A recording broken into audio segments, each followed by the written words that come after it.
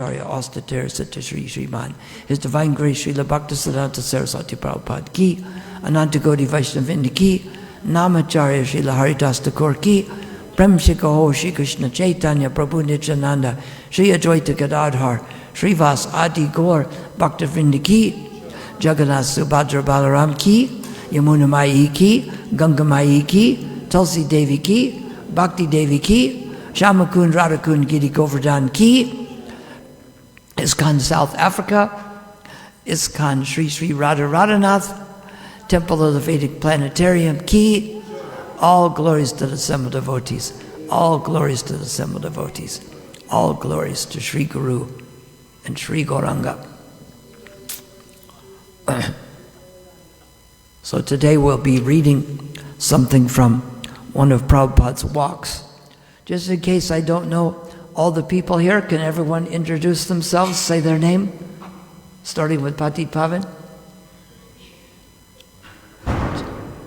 Say it louder so you hear it. My name is Patit Pavan. Yes? Yes?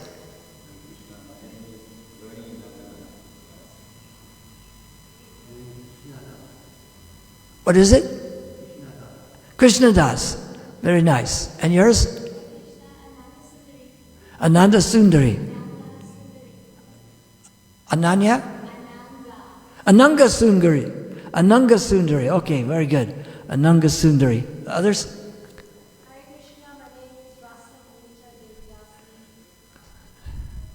So we have Ananga Sundari and Rasamrita, who are usually, Rasamrita is in Peter Maritzburg, and Ananga Sundari, where do you live?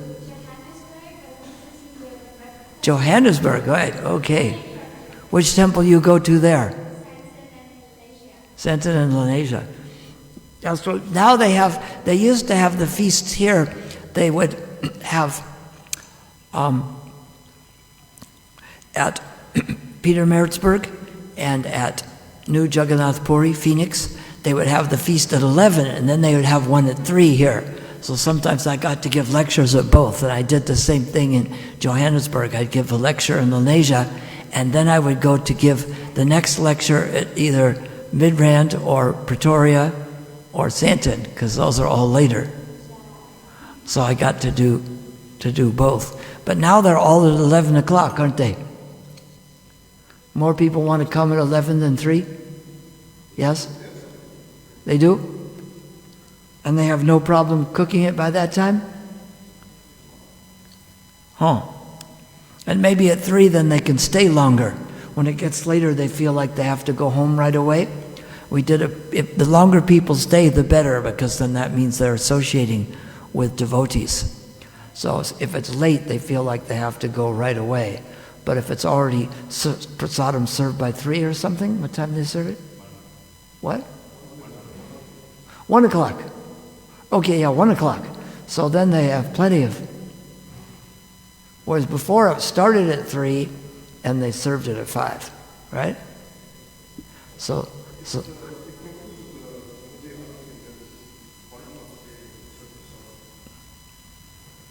how about that? Okay. So here's what we're going to read. We're going to read and discuss some of this.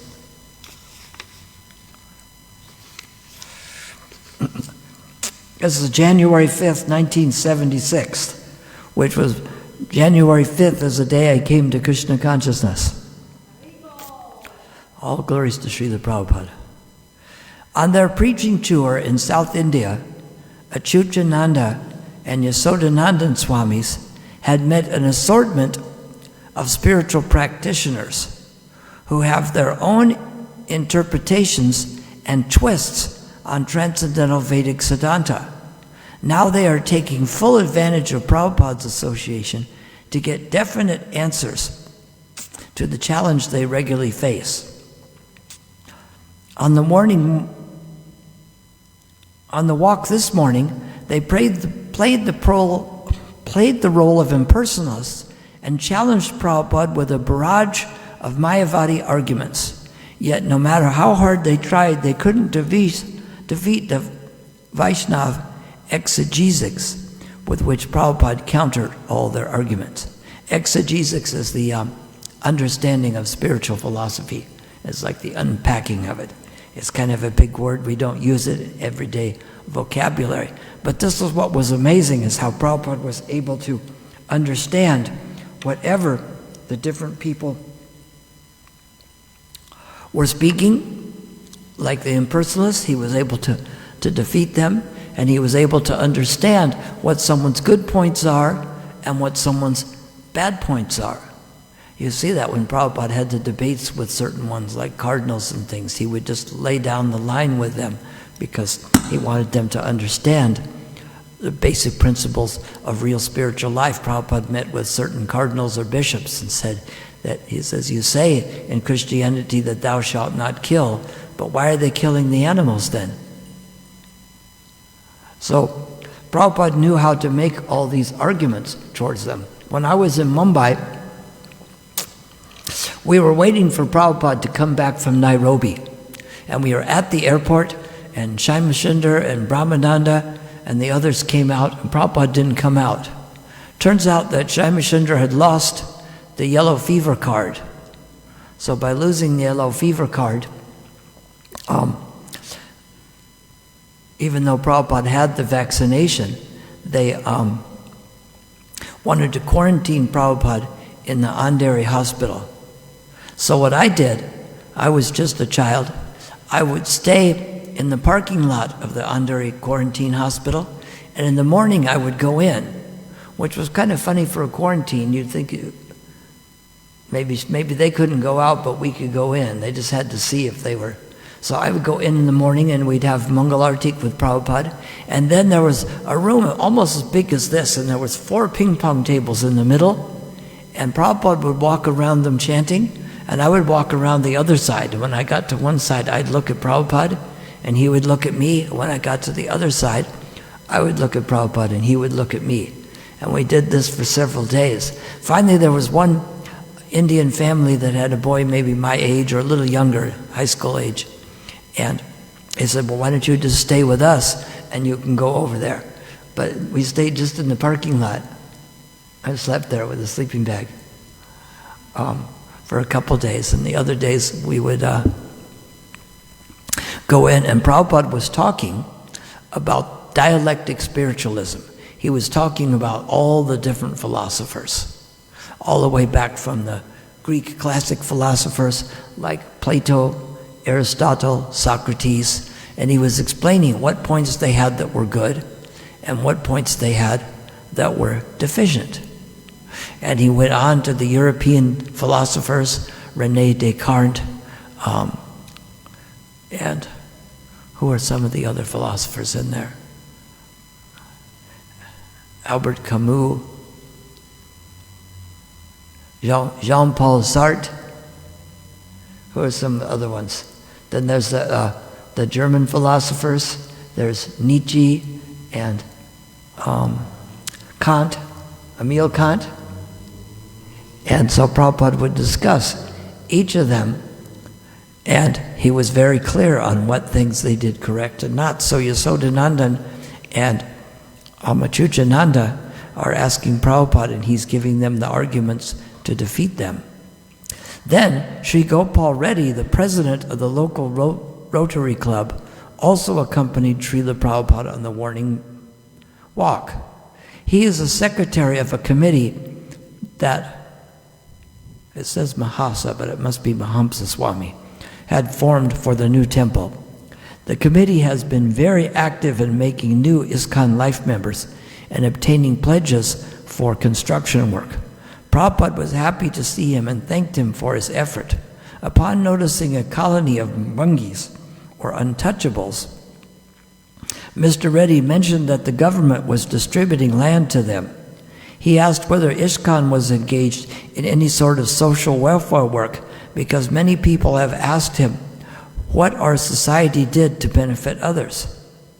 Prabhupada replied by asking what he considered the best social welfare. When Mr. Reddy said serving the poor and the natives, Prabhupada told him everyone is poor. Who is rich? First of all, find out who is rich. Srila Prabhupada went on to explain how everyone is poor because each of us must suffer disease, old age, and death. Adjustment of a person's material condition can be done by anyone.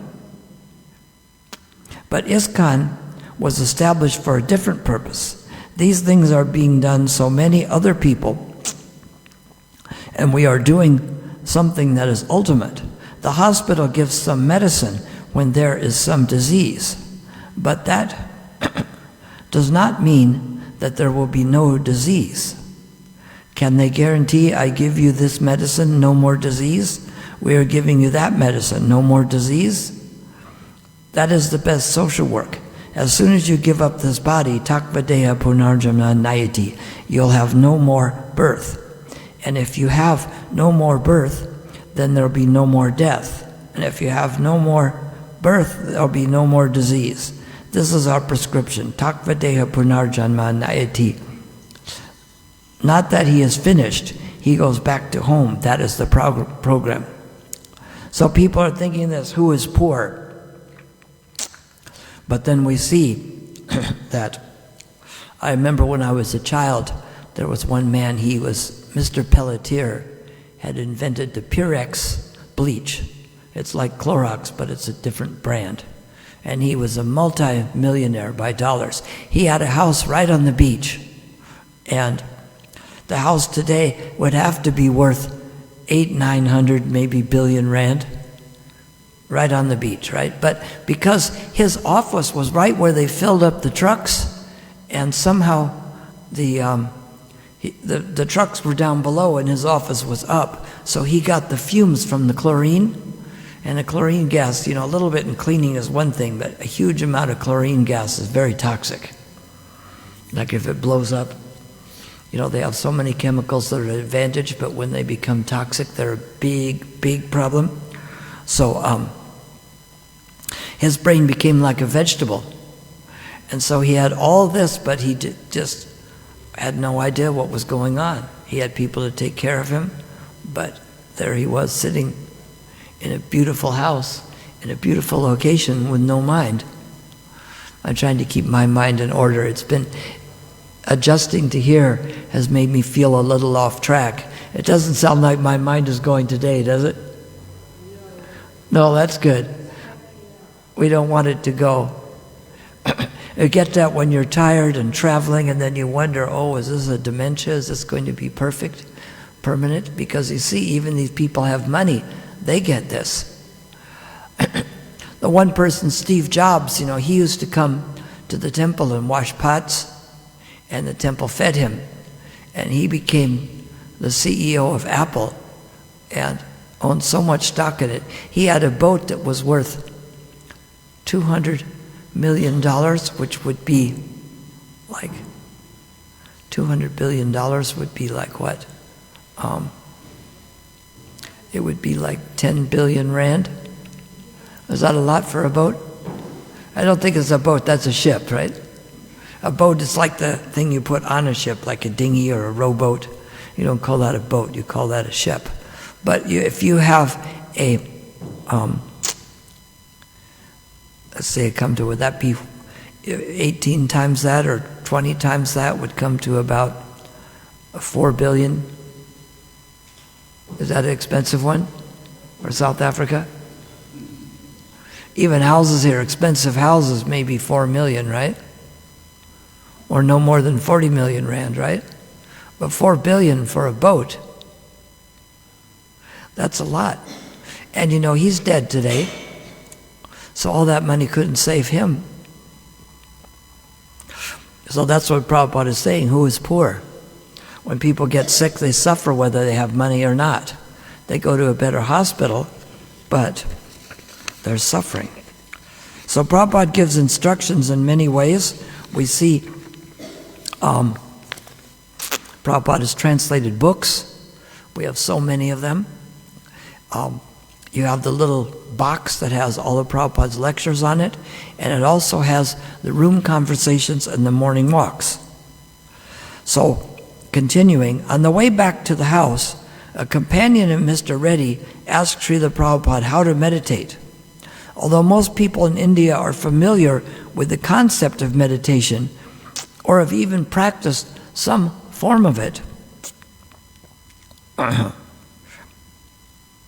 themselves, the actual purpose of meditation is rarely understood. The man's lack of knowledge became apparent when he explained that he thought the goal of meditation was to make the mind silent. Prabhupada immediately corrected him, saying that it is not possible to silence the mind. He recounted a recent Back to Godhead article where a woman disciple had analyzed the fallacy of the idea. Prabhupada had greatly enjoyed the article in which the scroll described how she read a book that meditation means to free the mind of all thoughts.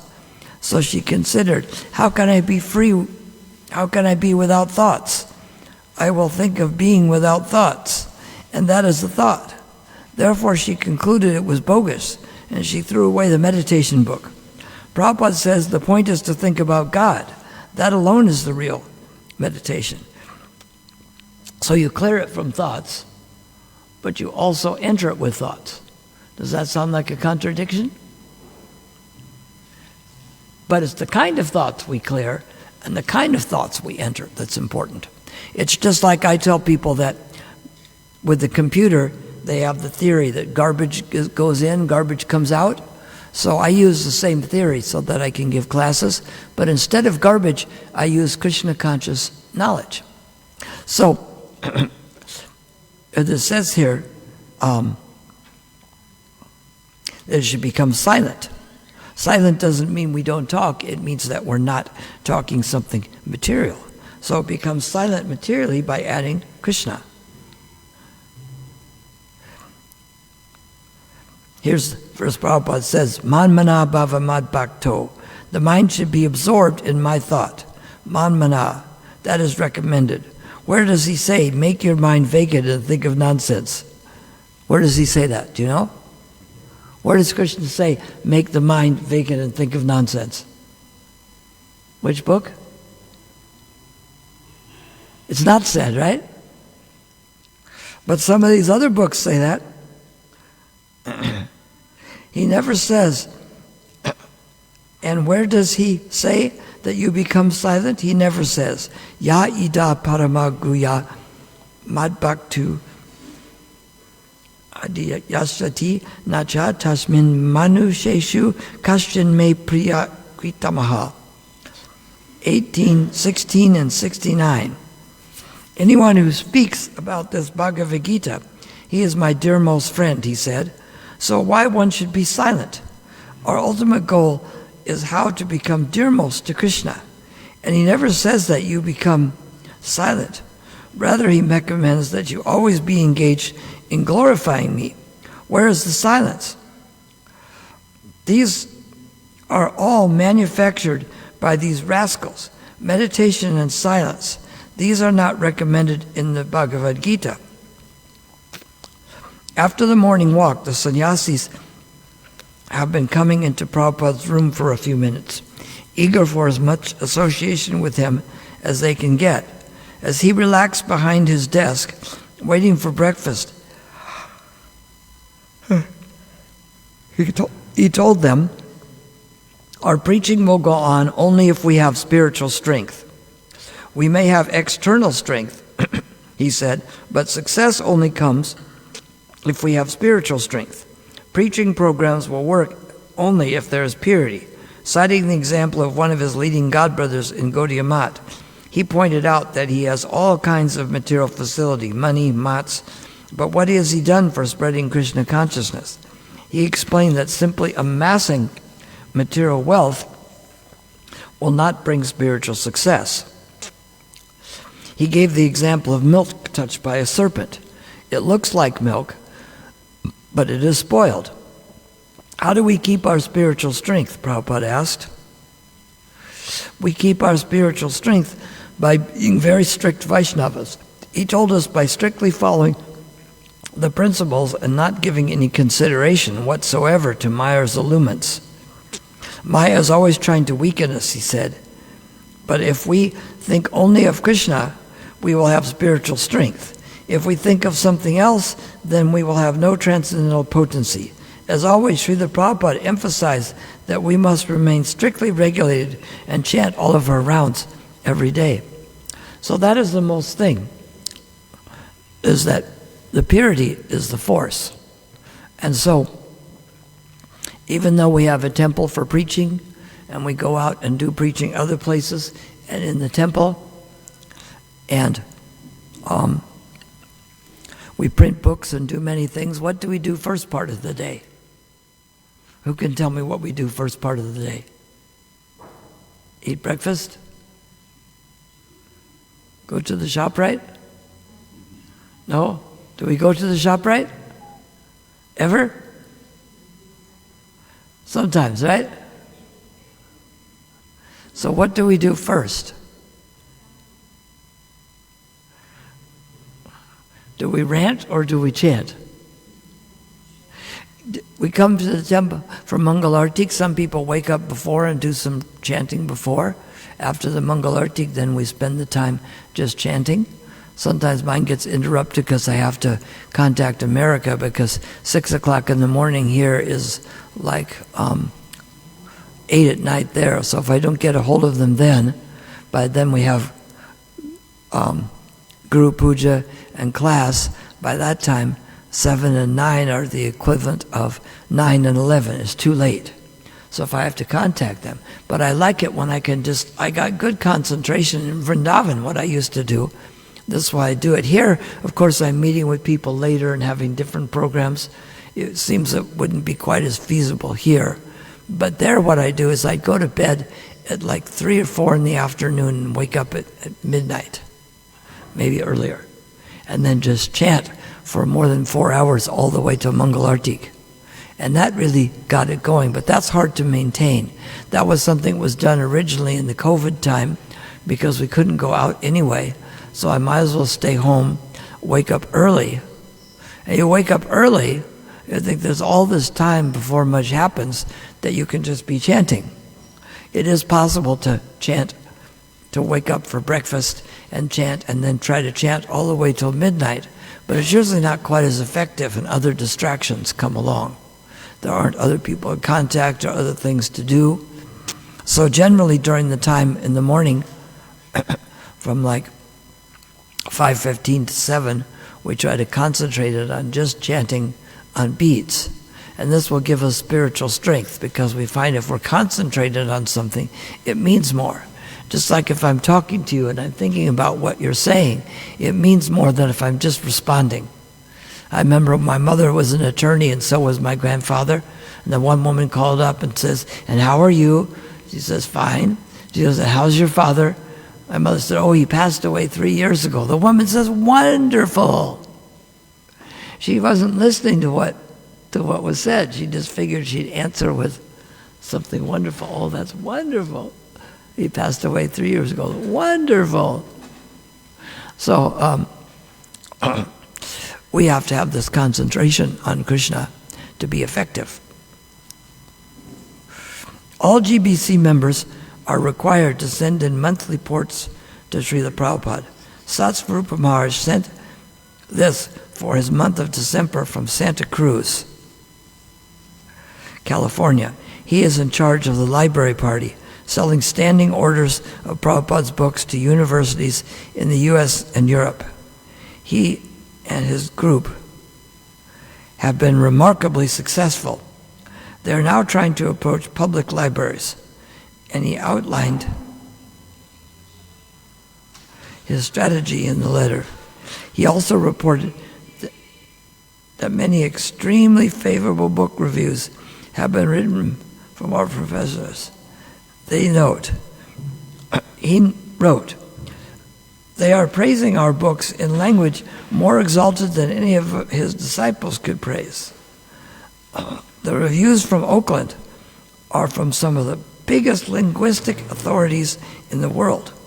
And all of these amazing reviews are certainly one of the most important services of the library party. As well as library canvassing, his party had also been preaching in Santa Cruz area, where there were many young people reside. In the spirit of cooperation with the West Coast, Jayatirtha, he allowed one of his party, Charu, to become president of the Berkeley Temple. He hoped to leave another man in Santa Cruz to help with the preaching there. I think we GBC should try more to help each other in the other zones and not take a sectarian spirit only for our zone, especially when the zones are nearby.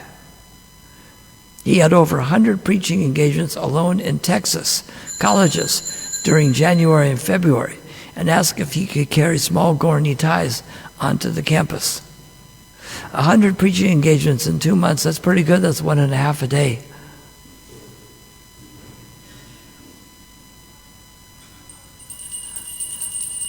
So that's the idea. We're supposed to cooperate together. When I first went, when I first went to the LA temple, I was from Laguna, and they had sent devotees to Laguna a couple years before. And then when I went to LA in the early 1970, during that time, they sent a few devotees. One of them was Rabatananda, who became Rabatananda Swami. He went to Santa Barbara to start a temple. Now Giriraj Swami is in Santa Barbara, not the same place. But Santa Barbara's kind of a cool, artsy, casual town where people have money, but they're kind of open-minded. And then he sent several people to San Diego to start a temple. Prabhupada said to Gargamuni, "Why are you keeping so many men here? You should be sending them to other places to open temples."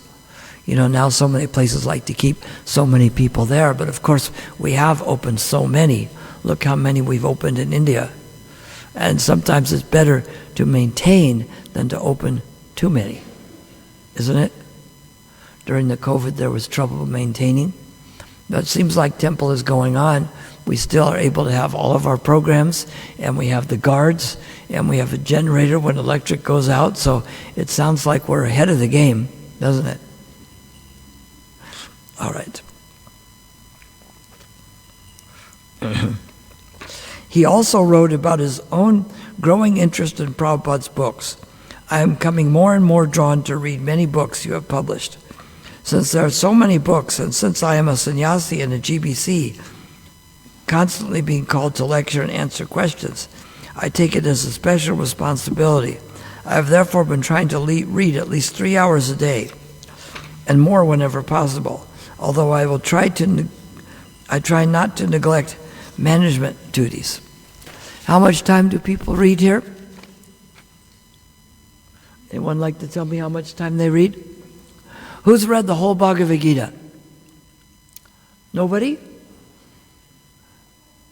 Ananga Manjari, right? What is it? Ananga Sundari. Ananga Sundari, right? I know so many Ananga Manjaris, I have to erase that and put Ananga Sundari. It's hard when there's similar names. In Johannesburg, I was trying to remember to call Rasika Raj, and not Rasaraj. So when I went to Cape Town, several devotees picked me up, and the first one says, "My name is Rasaraj." So I've been trying to implant it. So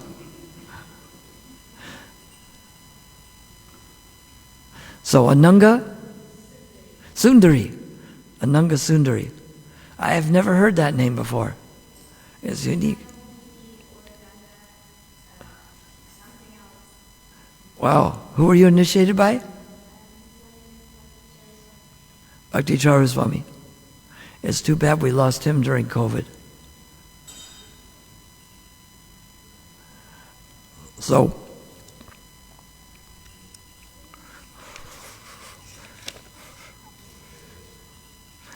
we're talking about reading books. Who here has read the whole Srimad Bhagavatam? No one? First canto? Second canto? Third? 13th canto? That's on another planet. We have about 18,000 verses here. There's 1 million on the Brahmaloka verse. So they have another 980,000 verses, and we only have 18,000. Can someone write those down for me? The ones we're missing, the ones that are on Brahmaloka? the other 980,000 verses? Who can write that down for me? You need a couple pens? How long will that take? A while, right?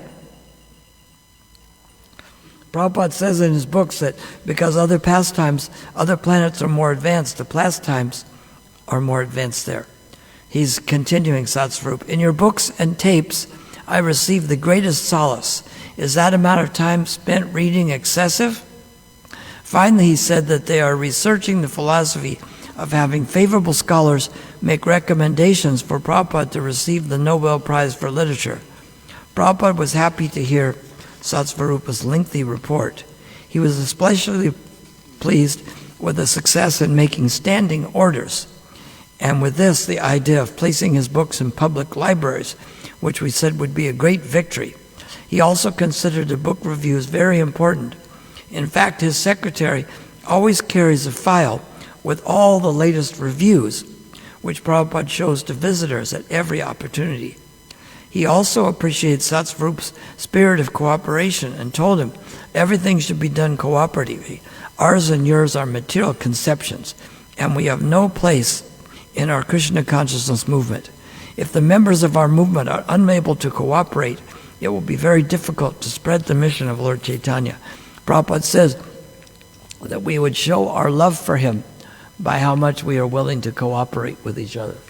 We see gurus now, they cooperate, like Bhakti Chaitanya Swami goes to meet with Parthasarathi, and when Bhakti Charu would come, or Giriraj Swami, they all meet together, they don't fight. There was times in the old days when some beginning gurus didn't want anyone in their zone, and someone was coming, they sent someone to the airport to tell them not to go, because they only wanted the people in their zone, and you had to get initiated by the zonal acharya, you didn't get a choice.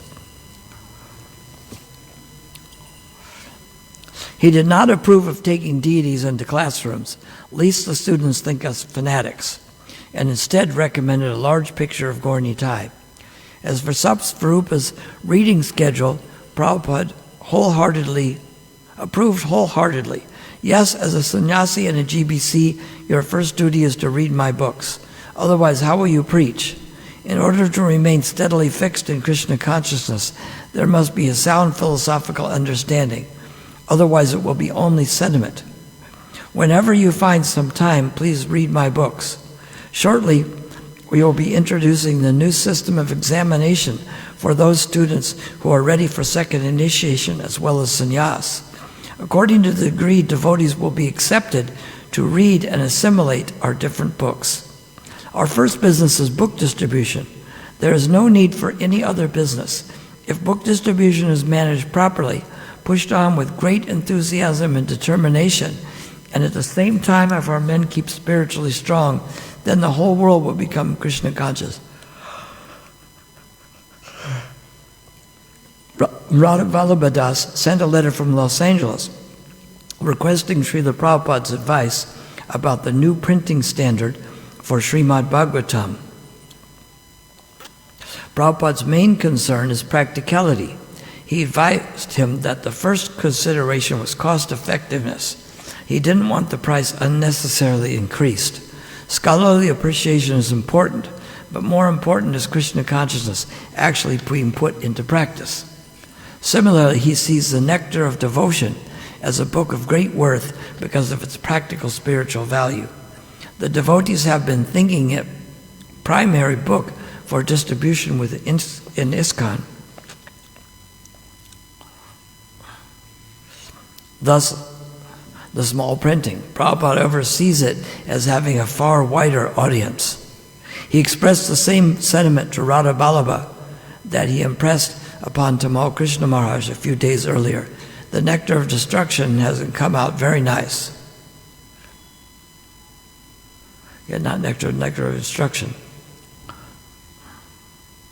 It is very important, must be really read by all the devotees. In the near future, we shall introduce the Bhakti Shastri examination for second initiation, and this shall be one of the required books of study. Anyone who reads it will immediately understand what Krishna consciousness is. Some minister in Bombay recently asked me how to create morality among students, because the students are all vagabonds. In this book, is introduced for study in the schools and colleges, it will give a clear idea of what morality actually is. It is the most important book. Prabhupada also closely supervising revisions of his books and had approved of correcting printing and editorial mistakes in earlier editions. Radha Ballabha mentioned that on Harikesha's advice, the BBT had postponed reprinting the first canto of Bhagavatam because Prabhupada was apparently not pleased with the standard of correction. Prabhupada confirms this. I will have to see personally what are the mistakes in the sentiments and also how you intend to correct them. I am not satisfied with the corrections that were made before. I see some changes which I did not approve. Nitai may correct whatever mistakes are there, but the corrected material must be sent to me for final material approval. So reprinting the volumes will have to wait until the mistakes are corrected and approved by me. In another package, Jadharani Dasi, chief BBT artist, sent some sketches of proposed paintings for the upcoming Bhagavatam production. Srila Prabhupada regularly receives sketches from the artists before allowing them to paint any scenes. But during the recent Chaitanya Charitamrita production marathon, he permitted them to paint without his prior approval for the sake of expediency. And now that all 17 volumes are out, the pressure is off, and he confirmed his desire to revert to the previous arrangement, meaning that he wanted to make sure that there was no mistakes there before they came out, or that he would see a sketch of it before they did a painting. Because sometimes they do a painting of like Lord Chaitanya playing the flute, and the Garanganagaris have this. But that isn't Lord Chaitanya's. He doesn't play the flute, he plays the mridanga. Even though he's Krishna, it's not in his mood. So the tattva and the lila have to be correct. You can't just paint something that looks nice, or you think it looks attractive. You can't think that because the intimate leelas are there that you make intimate paintings.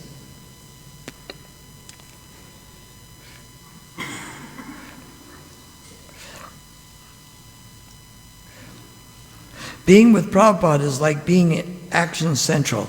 It is exciting and educational to observe how he attentively oversees every aspect of ISKCON's development and preaching, especially anything connected with the book and book distribution. This comes out of Hari Sori's book, Transcendental Diaries. Later in the evening, Prabhupada visited the Ranganath temple there in Nellore. This impressive building was built in AD 1070 on the bank of the river Panar, sometimes called the Panarkini by the Sri Vaishnavas, the followers of Ramanuja. It is the home of a very large deity of Ranganath, Lord Garbhodaksha Vishnu. We entered the temple compound through a massive 110-year-old Gorpuram, an edifice similar to a temple dome. It was about 95 feet high and covered with dioramas of hundreds of Vishnu avatars. After passing through its high arch gateway, we walked across a small courtyard surrounded by private residences, entering the original walled compound of the temple proper. Prabhupada was warmly received by a small crowd of local dignitaries and priests. It was wonderful to see them honor him with pomp and ceremony. After being, that's funny because the one they play for the song they play for the president is Pomp and Circumstance, I think, isn't it? Do, do, do, do, do. When the president's coming in, they play Pomp and Circumstance, but this is Pomp and Ceremony.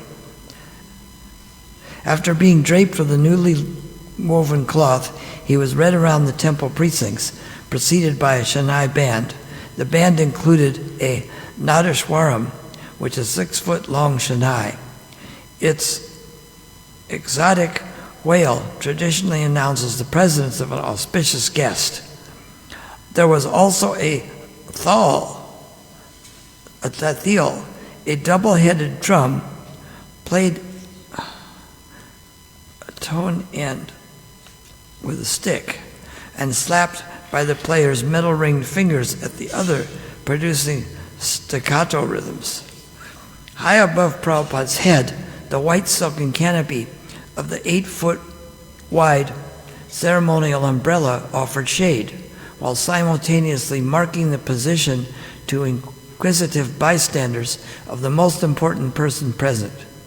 Proceeding down the left side of the inner courtyard, Prabhupada had taken first to a small shrine at the Ranga Nayaki Devi, the four-handed seated deity form of Lakshmi Devi.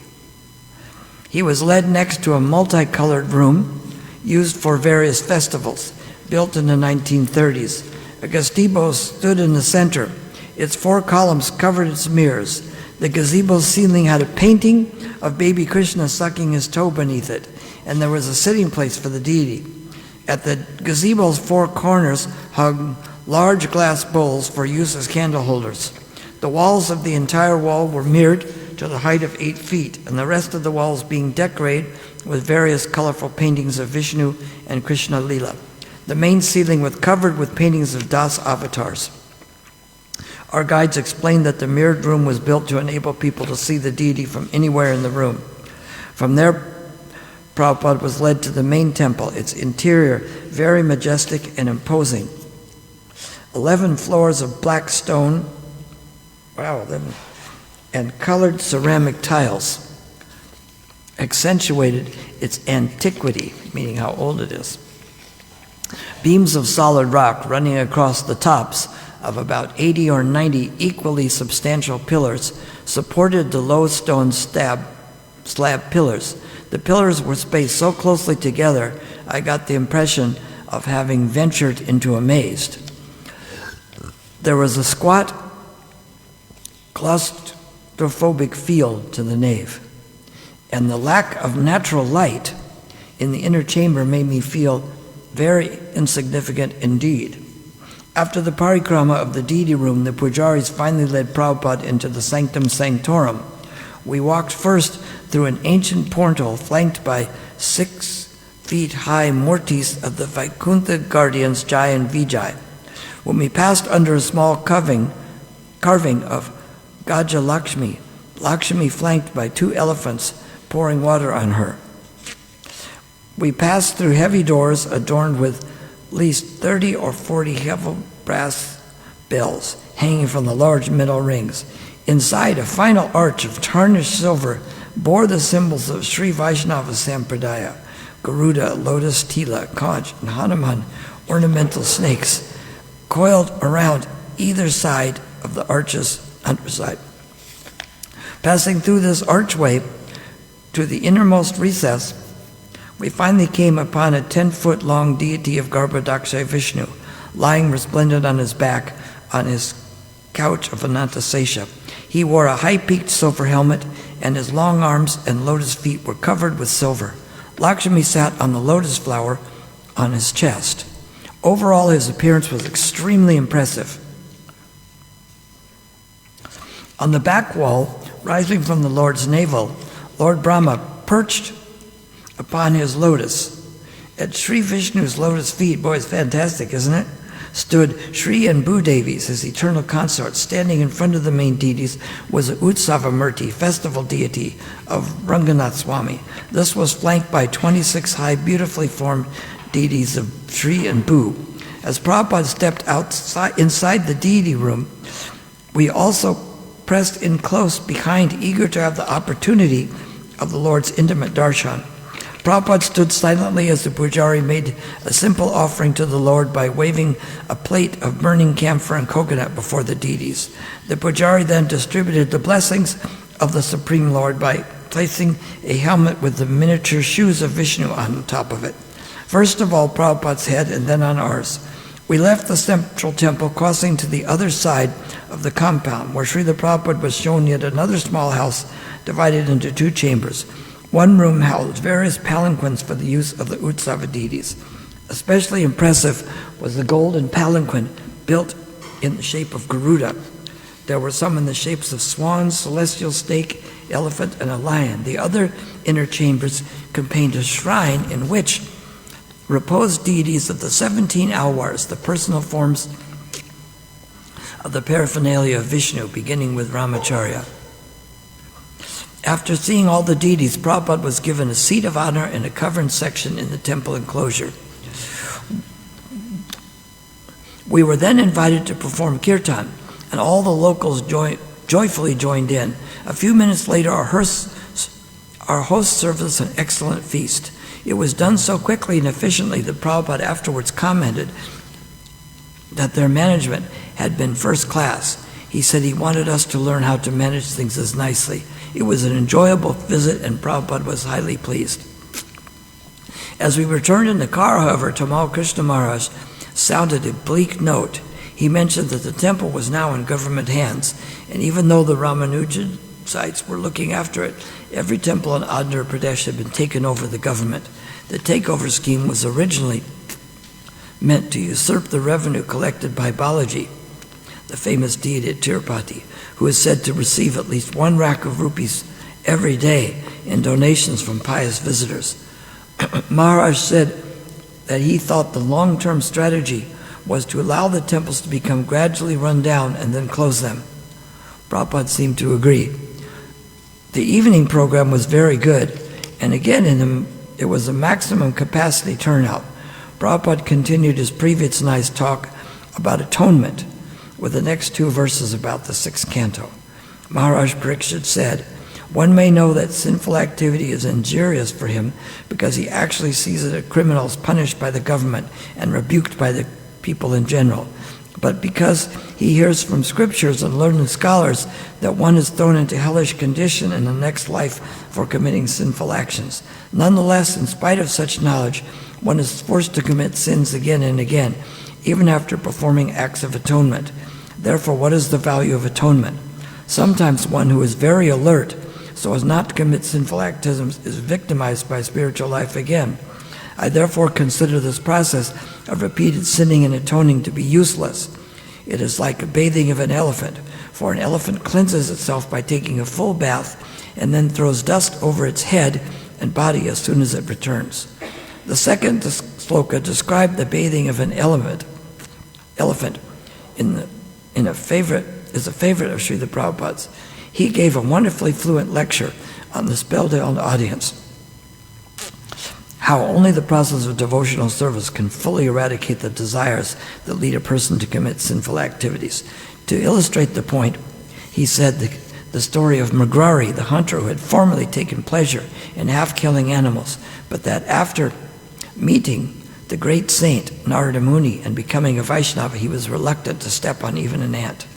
Although he stressed the performance of tapasya as a necessity for spiritual advancement, he also acknowledged that in this age concessions were required.